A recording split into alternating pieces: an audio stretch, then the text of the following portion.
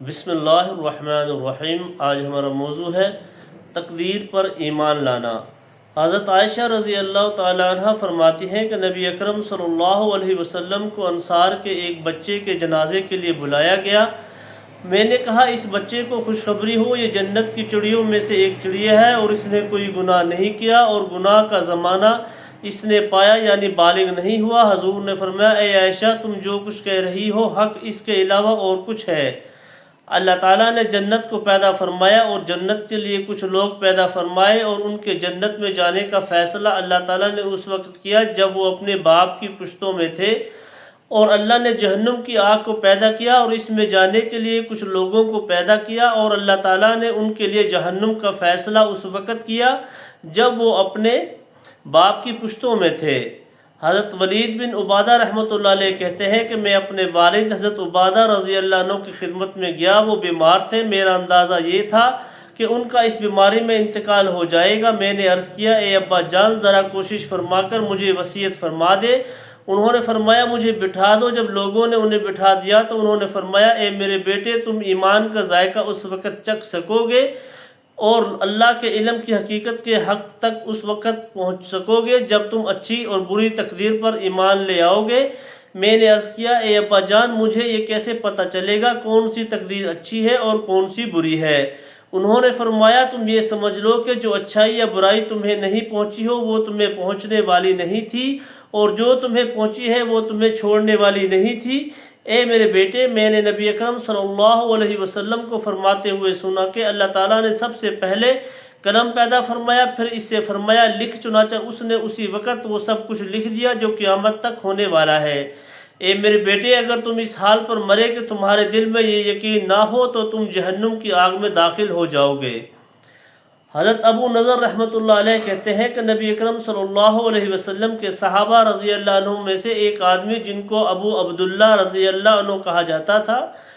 وہ بیمار تھے، ان کے ساتھ ان کی عیادت کرنے آئے تو دیکھا کہ وہ رو رہے ہیں۔ ساتھیوں نے ان سے پوچھا آپ کیوں رو رہے ہیں؟ آپ صلی اللہ علیہ وسلم سے نبی اکرم صلی اللہ علیہ وسلم نے یہ نہیں فرمایا تھا کہ اپنی مونچھوں کو کتراؤ اور پھر اسی پر جمے رہو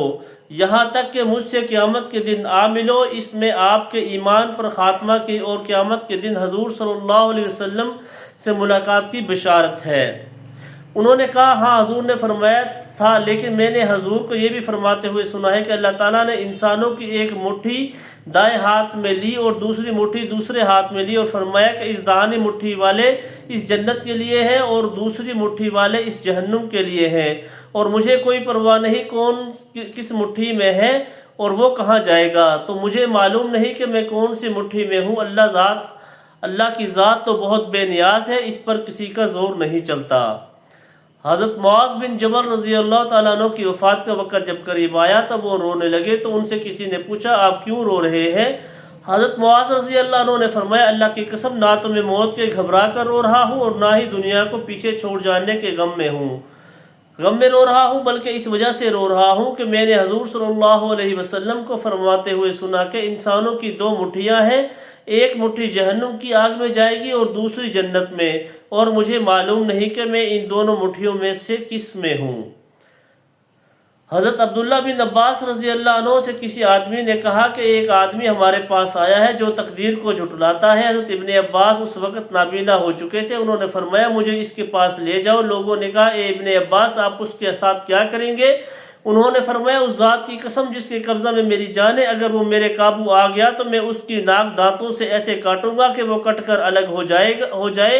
اور اگر اس کی گردن میرے قابو میں آ گئی تو میں اسے کچل دوں گا، کیونکہ میں نے حضور صلی اللہ علیہ وسلم کو یہ فرماتے ہوئے سنا کہ گویا کہ میں بنو فہر کی مشرک عورتوں کو خزرج کا طواف کرتے ہوئے اور ان کے سرین ہلتے ہوئے دیکھ رہا ہوں، اور تقدیر کو جھٹلانا اس امت کا پہلا شرک ہے۔ اس ذات کی قسم جس کے قبضہ میں میری جان ہے، پہلے تو یہ کہیں گے کہ کہ شر اللہ کے مقدر ہونے سے نہیں، بلکہ پھر ان کا یہ برا اور غلط خیال انہیں اس پر لے آئے گا کہ خیر بھی اللہ کے مقدر کرنے سے نہیں ہے۔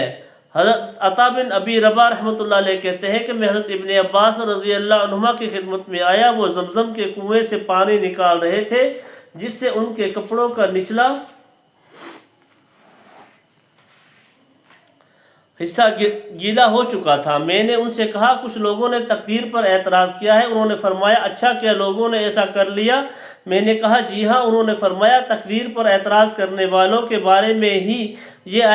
آیات نازل ہوئے ہیں جن کا ترجمہ ہے تو ان سے کہا جائے گا کہ دوزخ کی آگ کے لگنے کا مزہ چکھو، ہم نے ہر چیز کو اندازے سے پیدا کیا، یہی لوگ اس امت میں سے سب سے برے ہیں، نہ تو ان کے بیماروں کی عیادت کرو اور نہ ان کے مردوں کی نماز جنازہ پڑھو، اگر مجھے ان میں سے کوئی نظر آ گیا تو میں اپنی ان 2 انگلیوں سے اس کی آنکھیں پھوڑ دوں گا۔ حضرت ابن عباس رضی اللہ عنہ فرماتے ہیں کہ میرا دل چاہتا ہے کہ اگر تقدیر کے انکار کرنے والوں میں سے کوئی میرے پاس آ جائے تو میں اس کے سر کو کچل دوں۔ لوگوں نے پوچھا کہ انہوں نے فرمایا اس وجہ سے کہ اللہ تعالیٰ نے لوح محفوظ کو ایک سفید موتی سے پیدا کیا، اس لوح محفوظ کے دونوں طرف کے پٹے سرخ یاقوت کے ہیں، اس کا قلم نور ہے، اس کی کتاب نور ہے، اس کی چوڑائی آسمان اور زمین کے درمیان فاصلے کے برابر ہے، روزانہ اللہ تعالیٰ اسے 360 مرتبہ دیکھتے ہیں اور ہر دفعہ دیکھنے پر نامعلوم کتنی مخلوق کو پیدا کرتے ہیں، زندہ کرتے ہیں اور موت دیتے ہیں، عزت دیتے ہیں اور ذلت دیتے ہیں اور جو چاہتے ہیں کرتے ہیں۔ حضرت نافع رحمۃ اللہ علیہ کہتے ہیں کہ حضرت ابن عمر رضی اللہ عنہما کا ایک دوست شام کا رہنے والا تھا جس سے ان کی خط و کتابت رہتی تھی۔ ایک دفعہ حضرت عمر رضی اللہ عنہ سے اس سے لکھا کہ مجھے یہ خبر پہنچی ہے کہ تم تقدیر کے بارے میں کچھ اعتراض کرنے لگے ہو، خبردار آئندہ مجھے کبھی خط نہ لکھنا، کیونکہ میں نے حضور صلی اللہ علیہ وسلم کو یہ فرماتے ہوئے سنا ہے کہ میری امت میں ایسے لوگ ہوں گے جو تقدیر کو جھٹلائیں گے۔ جو کچھ پڑھا ہے اللہ تعالیٰ۔ حضرت نزا بن صبرہ رحمۃ اللہ علیہ کہتے ہیں کہ ایک آدمی نے حضرت علی رضی اللہ تعالیٰ عنہ سے عرض کیا کہ اے امیر المومنین، یہاں کچھ لوگ ایسے ہیں جو کہتے ہیں کہ جو کام آئندہ ہونے والا ہے اس کا پتہ اللہ کو اس وقت چلتا ہے جب وہ کام ہو جاتا ہے۔ حضرت علی رضی اللہ تعالیٰ عنہ نے فرمایا ان کی مائیں ان کو گم کرے، یہ مر جائے، یہ لوگ یہ بات کہاں سے کہہ رہے ہیں؟ تو لوگوں نے بتایا کہ وہ قرآن کی آیت سے یہ بات نکالتے ہیں، اور ہم ضرور تم سب کے اعمال کی آزمائش کریں گے، نہ کہ تو ہم ان لوگوں کو معلوم کر لیں جو تم میں جہاد کرنے والے ہیں اور جو ثابت قدم رہنے والے ہیں، تاکہ تمہاری حالتوں کی جانچ کر لیں۔ یوں کہتے ہیں کہ اللہ کو معلوم نہیں ہے، آسمانے سے اللہ کو معلوم ہوگا، نعوذ باللہ من ذالک۔ حضرت علی رضی اللہ تعالیٰ عنہ نے فرمایا جو علم حاصل نہ کرے وہ ہلاک ہو جائے۔ پھر حضرت علی ممبر پر تشریف فرما ہوئے اور اللہ تعالیٰ کی حمد و ثنا کے بعد فرمایا اے لوگو علم حاصل کرو اور اس پر عمل کرو اور علم دوسروں کو سکھاؤ، اور جسے اللہ کی کتاب میں سے کوئی بات سمجھ نہ آئے وہ مجھ سے پوچھ لے۔ مجھے یہ پتہ چلا ہے کہ بعض لوگ یہ کہتے ہیں کہ جو کام آئندہ ہونے والا ہے اس کا پتہ اللہ کو اس وقت چلتا ہے جب وہ ہو جاتا ہے، کیونکہ اللہ تعالیٰ نے فرمایا ہے۔ ترجمہ: اور ہم ضرور تم سب کے اعمال کی آزمائش کریں گے تاکہ ہم ان لوگوں کو معلوم کر لیں جو تم میں جہاد کرنے والے ہیں، حالانکہ اللہ کے فرمان ہم معلوم کر لیں کا مطلب یہ ہے کہ ہم دیکھ لیں کہ جن لوگوں پر جہاد کرنا اور ثابت قدم رہنا فرض کیا گیا ہے کیا انہوں نے جہاد کیا ہے، اور میں نے ان کے بارے میں جن مصائب اور حوادث کے آنے کا فیصلہ کیا تھا کیا انہوں نے ان پر صبر کیا ہے۔ تو کل کے باب میں حضرت علی رضی اللہ تعالیٰ عنہ کا یہ فرمان گزر چکا ہے کہ زمین پر اس وقت تک کوئی چیز نہیں ہو سکتی جب تک آسمان اس کے ہونے کا فیصلہ نہ ہو جائے، اور ہر انسان پر 2 فرشتے مقرر ہیں جو ہر بلا کو اس سے دور کرتے رہتے ہیں اور اس کی حفاظت کرتے رہتے ہیں یہاں تک کہ اس کی تقدیر کا لکھا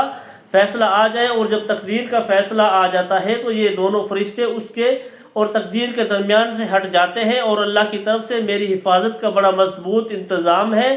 جب میری موت کا وقت آ جائے گا تو وہ انتظام مجھ سے ہٹ جائے گا، اور آدمی کو ایمان کی حلاوت اس وقت تک نہیں مل سکتی جب تک کہ اس کو یہ یقین نہ ہو جائے کہ جو کچھ اچھا یا برا اسے پہنچا ہے وہ اس کے سے ٹلنے والا نہیں تھا، اور اس سے ٹل گیا ہے وہ اسے پہنچنے والا نہیں تھا۔ ابو داؤد نے اسے تقدیر روایات کیا ہے۔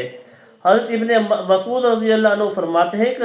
جب حضرت عمر بن خطاب رضی اللہ تعالیٰ عنہ ممبر پر بیان فرماتے ہوئے یہ شعر بہت پڑھا کرتے تھے جس کا ترجمہ یہ ہے: اے اپنے ساتھ آسانی کا معاملہ کرو اور گھبراؤ مت، کیونکہ تمام کاموں کی تقدیر پر اللہ تعالیٰ کی ہتھیلی میں ہے۔ جس کام کو اللہ نے منع کیا وہ تمہارے پاس نہیں آ سکتا، اور جس کے ہونے کا حکم دیا وہ تم سے ٹل نہیں سکتا۔ جو کچھ پڑھا ہے اللہ تعالیٰ ہم سب کو اس پر عمل کرنے کی توفیق عطا فرمائے۔ کل ہمارا موضوع ہوگا قیامت کی نشانیوں پر ایمان لانا۔ السلام علیکم۔